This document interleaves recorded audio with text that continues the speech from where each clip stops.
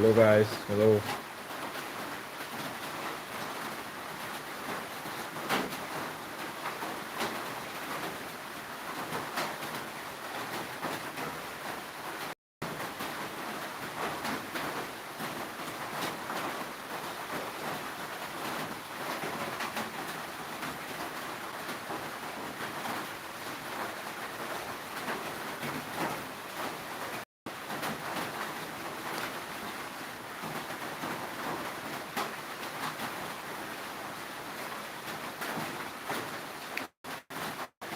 Okay, kanalda chang krama live se.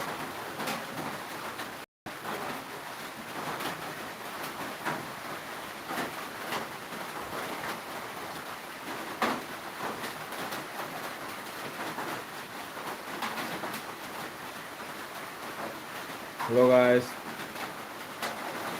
Yeah.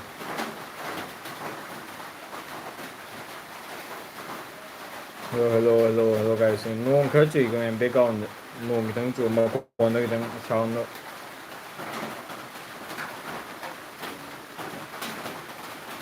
Hello guys, welcome to this stream.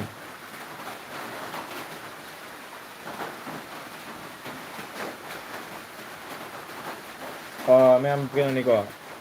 background chứ. Background cái thằng đi line có. Cái này cần đó nong chứ worry chui yêu có. Nong thì thằng chu vậy tại này.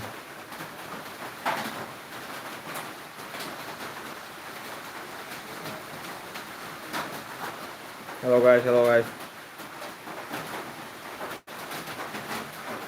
Welcome to the stream.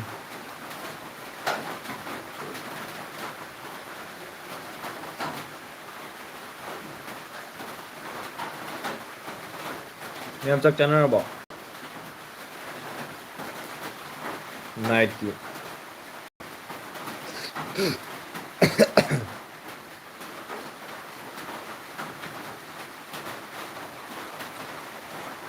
So, hello.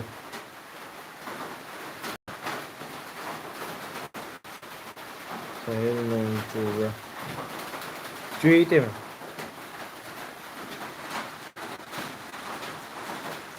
Khá cuy, jam kan ada cuy deh. Canda waram lagi nong. Khá cuy deh.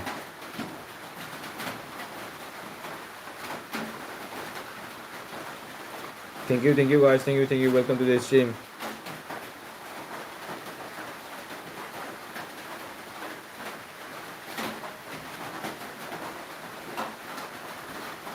Ma'am cái này có ai xăm các khờ này có xăm như ma'am là xăm sạm mà lên xăm mà lè này có xăm cái tất không.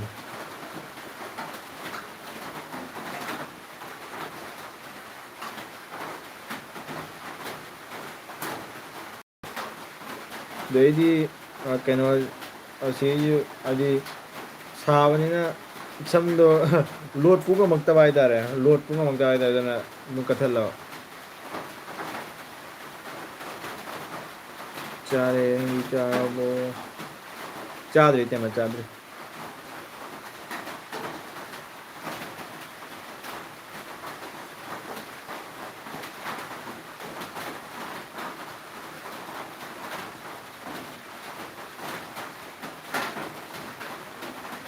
ngasi cái nó tàu mà hay cha bữa cha thì đó hình thì 이름 정말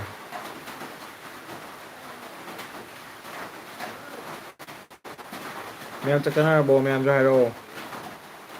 anh cái nó ado guys cái nó này có hay đi ấy channel chứ cái nó gì sẽ 4K yếu tố đấy có 4K yếu tố đấy 4K thì ở lại tại này tôi share đâu sẽ lại tại này ma'am gì không nào và friend cái cả chính đó share tôi copy lại tại này 4K thì ở lại chứ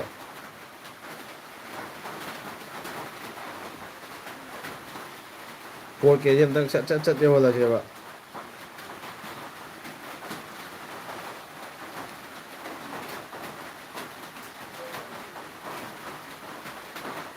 Porque ya thu video là gì vậy? Live versus no. live aduni live versus nungai ni kaino ta na kang versus nungai ma live versus nungai na ko kang versus nungai na ma tau gi ne ba adugi live versus nungai na ma tau re hello guys hello ma'am चक चनरबो ma'am जो तुम हारो चक चनरबो अदो guys subscribe to do यार तो सलाम को अपना subscribe to click अगर तो बिरा मको सी ना हम खंग दे खुबी देना अशन दियो फुल गेम दे वाला जे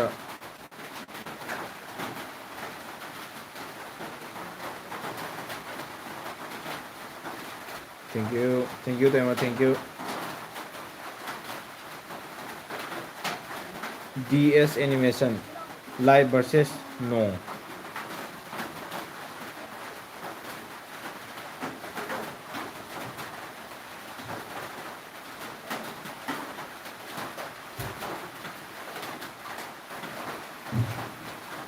subscriber tema kenong one mà mi क्या ना आई वो उधर ने हम किधर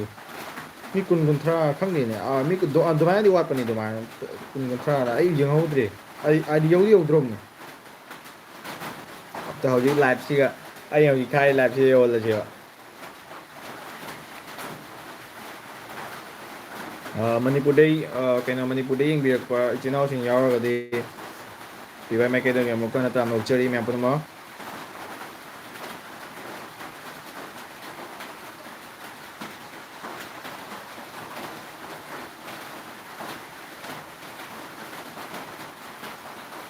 मैं आम जो लोई तुम्हें टिफिन लेना मैं वो आने लगे कहीं बाहर तो वो आने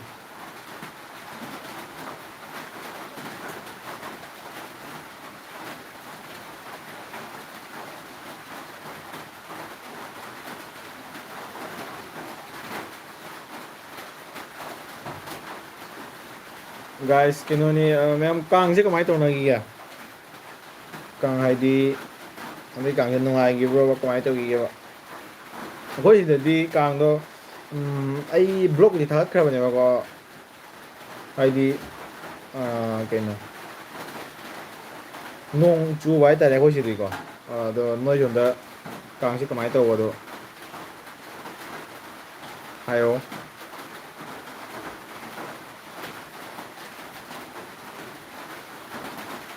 मणिपुर की इचनाव सिंह यावरदी ब्रदर सिस्टर सिंह यावरदी मणिपुर की सुम मणिपुर कांग कमाई तो गे नुंगाई ब्रो हारो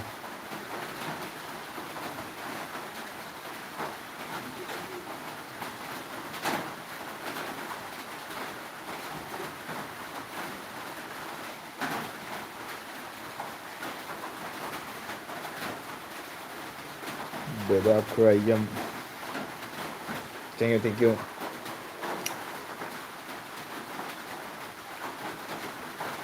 लागनिंग मणिपुर से तदी लागनिंग बने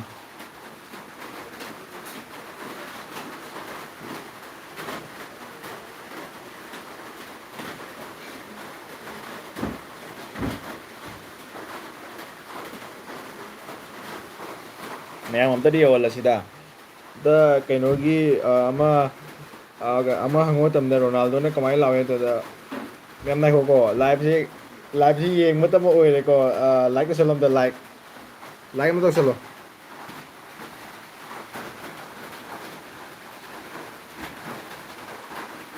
like the stream guys like the stream thank you for watching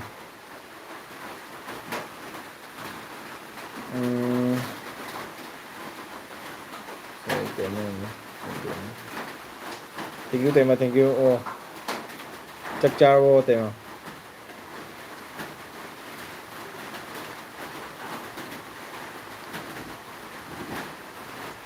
guys kailangan hai tayo ne akogi subscriber की मतंग से अमा रील अमा चक्की बने वा भारे अमा चक्की बने वा हंतक की चुमाने तौरगा केबा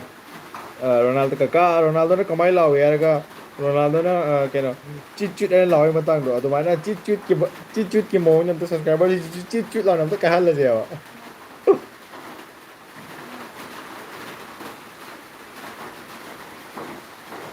सब्सक्राइबर जो मैं नम तो हो तो ना तो चिट लाओ सब्सक्राइबर यो लजे वा कांग लेते Kang Leite Panam Gaming Kang Leite brother kay lamde ho no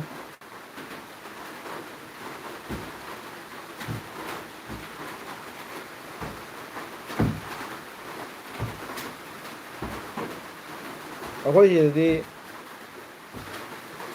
handagi kang je ayamana di chahi khuding makta dum nong je dum chuba ta kang nong je kari mai le na bro di kangdre nong je dum chuba kang je chingak pa dum nong je chuiyo kari jamana ta chuka kari dum chuiyo ma chahi khuding ko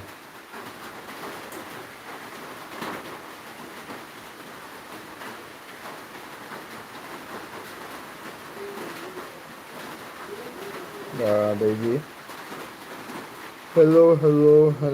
guys hello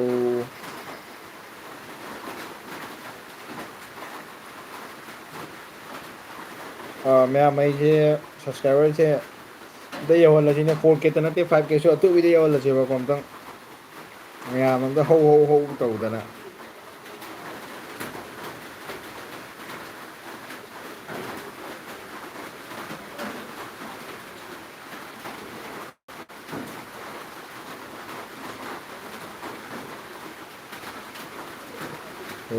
hello guys hello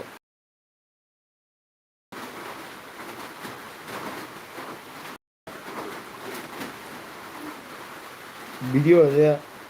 adai ma'am कनो ने नहादी Kong नुमिचे video से मोंग अमा video नंगे खलमे कनो तो Y तारे ने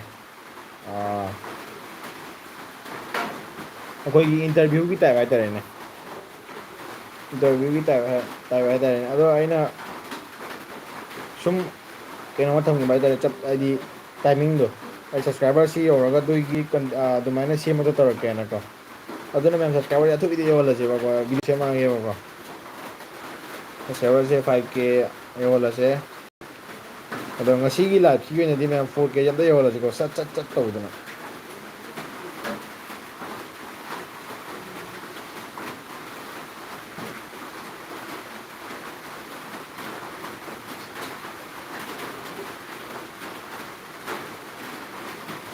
Manipur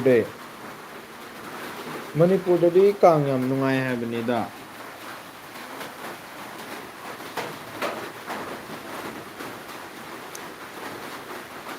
Manipur Kong कमाय लेत्रिनो मणिपुर दी नुंगाय दे हाय पनम गेमिंग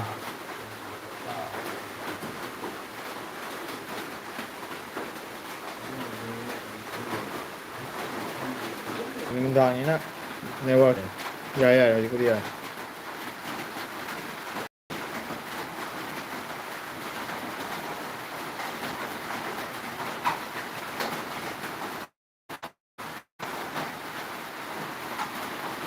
Fearless Lua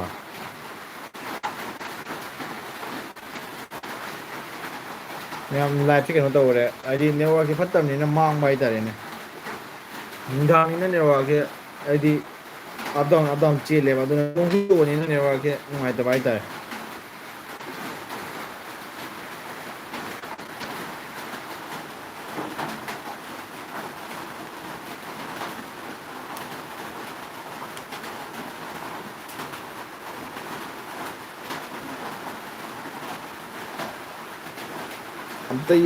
से guys नेटवर्क से ओंथोकपनि मतांगसिदा माजु हैराइङैदि उरांजेले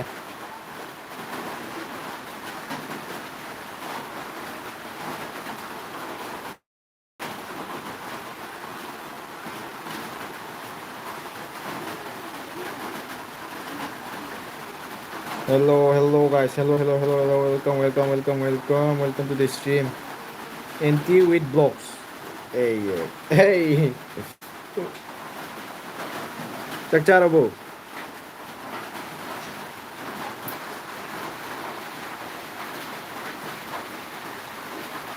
like to selo kom the stream am the like to selo like to udre no like ke ki to udre no why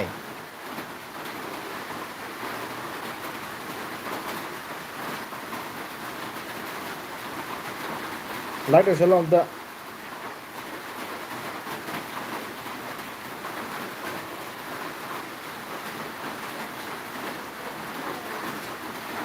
thank you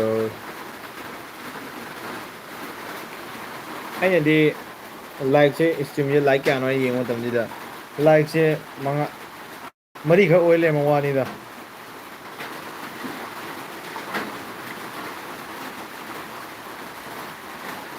guys live สโลว์ก็ได้ live สโลว์ก็ได้ไอ้ channel 4K อยู่แล้วสิโก้ 4K ได้เลยนะมันเสียบะ live ใช่เอ็กโหลดก็ 4K นะตรงหัวแล้วเสียบะ 4K นะ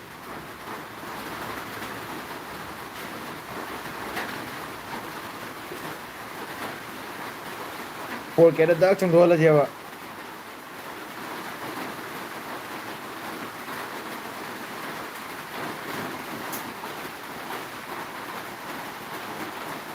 Maya may tumna raw kayo nung to eh. Yung ngalita guys, kalian thani na ang ganda di tumna raw mandi kayo na di sawa ni na ko.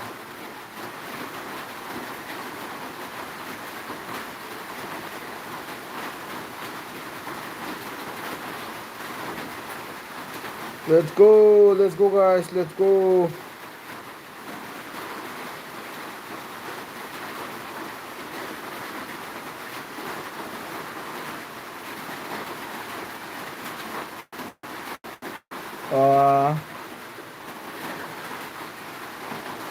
Guys, em like to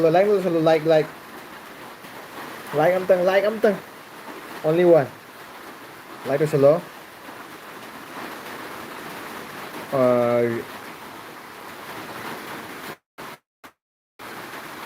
Rebecca Kangjam evening good evening good night with it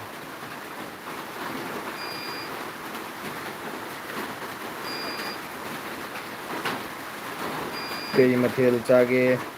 chadri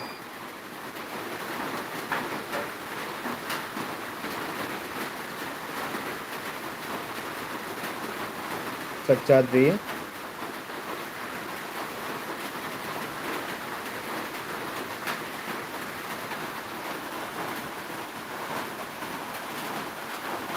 mẹ mẹ đâu rồi bỏ biết check tàu biểu này ai không ngầm được ai 30 minute mu like thage ko mem ko ya di network tin ngai tab ni nam sang thap no ya rồi rồi ko ai network sia ya ma ga di tung ngama muk tha tab ne ko aduna network ki nungdang oi ju ko network to mulam da adi nong nu chom da ta ga di pa na mut loi ba network to aduna pa ta le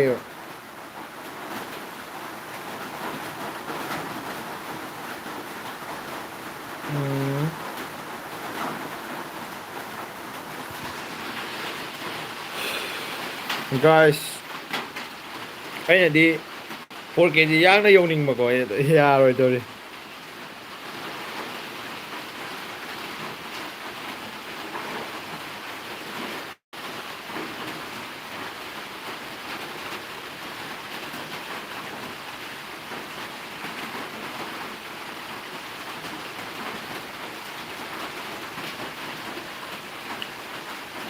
Rebecca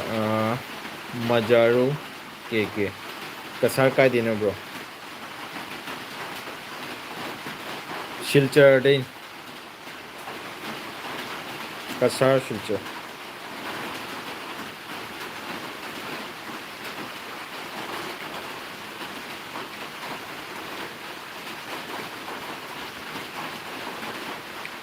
Rakesh Mutum hello chắc chào bố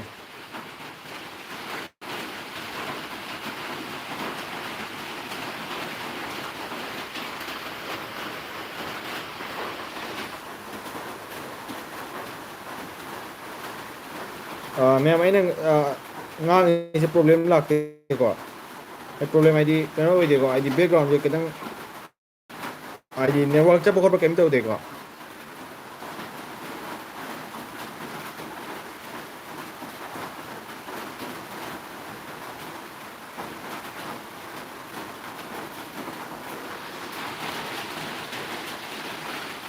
Chadri. Okay. Ngau siya na ano. Gyan tao. This is this is my name hangbani. Kay na ay jibo.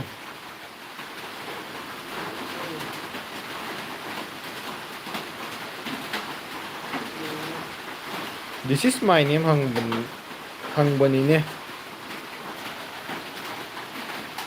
Translation taro pumala kay na.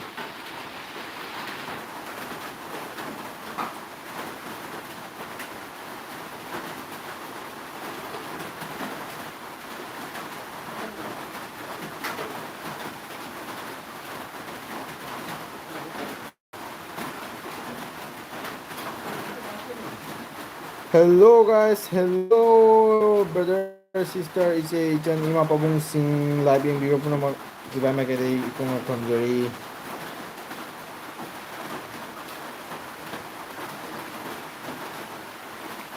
Manipur day yung bibay jinaw sing yaro kadi like to be mo like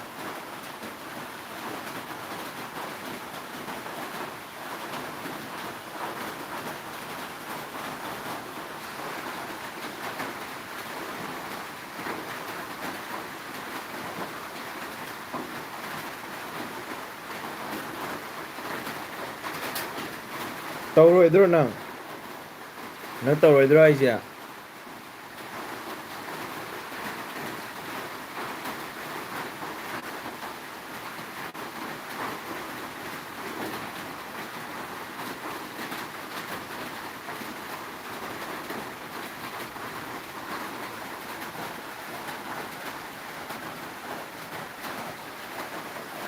nga miyo uro po kumay to kaya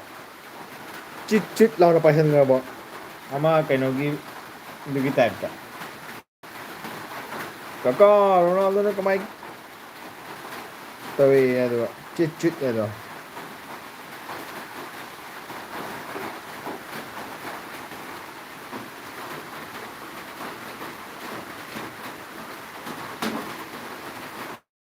Khang mang ngam dai na di sida ka to lem ni na bang de yo rồi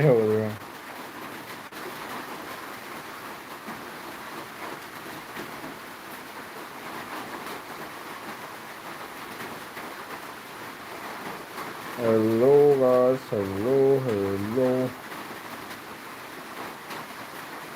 Nô gì mà tay làm cha tôi vậy ta đây mày làm ngasi gì quá ngasi khắc live thar ko jida ngasi khắc live thar ko jida ne nô hiu tu selak bi ne na kalam de ngasi khắc live thar ko jida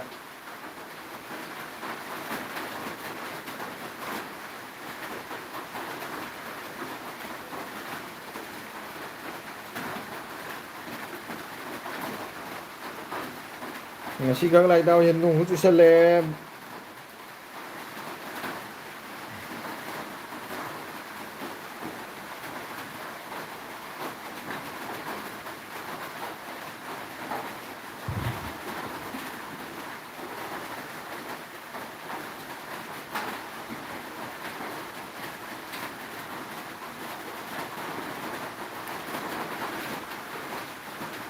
Hello, welcome.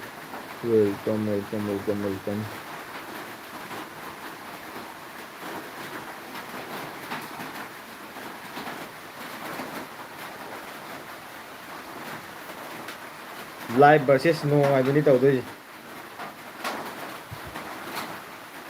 Kang versus no tawa nga sino mo live versus no.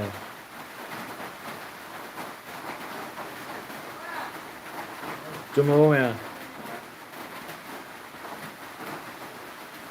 Let's go guys, subscriber yo hold se 4K 5K yor ko da video ama sila ni 5K yor ko da di video se mo nga mo tho ni ai ta re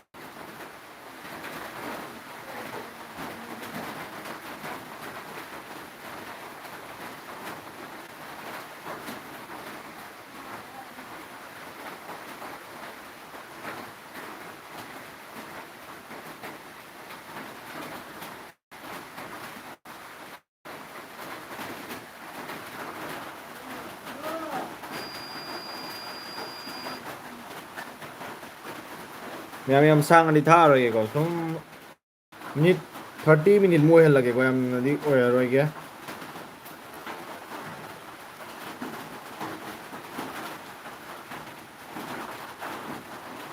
30 minute more lage ai sang tha ge to ne ba sang tha ba do nung ko live tha ko la ko nung hi chu ko la pai da ne ai ka kay mong karamba video no video se sum ai gi mota sum mayang mota di khang de ko sum ai mota di sum public prank ko mota je na khal le ado subscriber ki tang yam ga di to ni ko subscriber yam liya ga di di ye mo ko adona sum aina kena tham bai ta ne adu gi do yaw ra tau ge adona ta yaw la se ba to se lo subscribe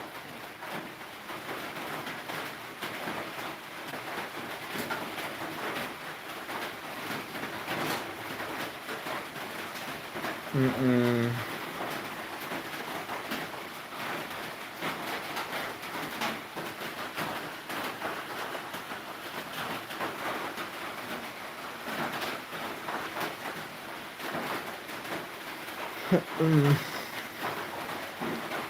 30 minute thao लगता है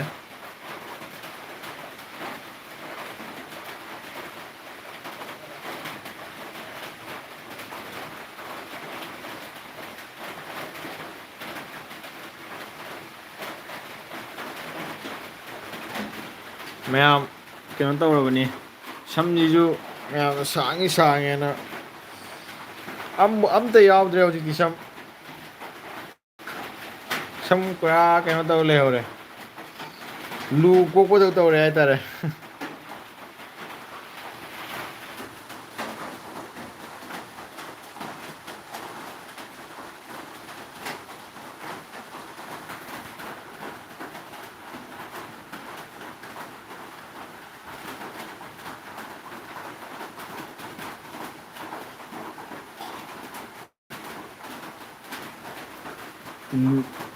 kayno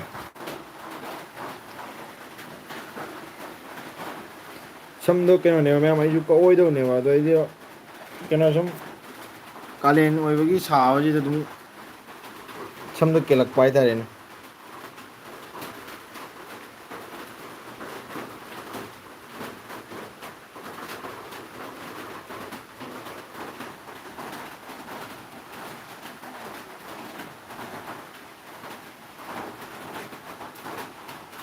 hello guys hello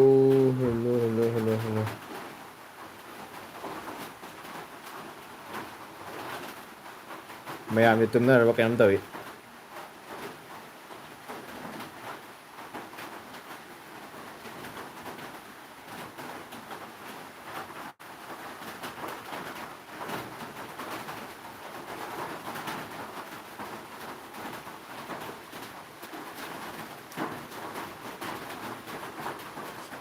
finally ma'am every हो को 30 minute जो हेले 30 minute मु हेले अदो ma'am live से लोसिनजरगे मैम सांग थाब मैम सांग थागे तोरमिने मा सिसे आई सुम मैम ngasai लाइव होबदे जुम हाइजरगा दुनि को आई सुम आई जुम माइदि लाइव सांग थाय खलम बनेना दो नेटवर्क का प्रॉब्लम ले चप्पे बा यम नेटवर्क से दो नुंगाइत्रेबा दो anyway ma'am 4K यहोलासिको ngasi di ko अंदर शेयर तो लो मैम पुना उना को अदो मैम लाइव से लोसिनजरगे 4K guys 4K अनोबो वीडियो लाक न्यू वीडियो लाक 4K यहोलासिको सच बाय guys लोसिनजरगे मैम लाइव से को मथंगी वीडियो की ngaibiromo मैम को लाइव से तो लोसिनजरगे बाय guys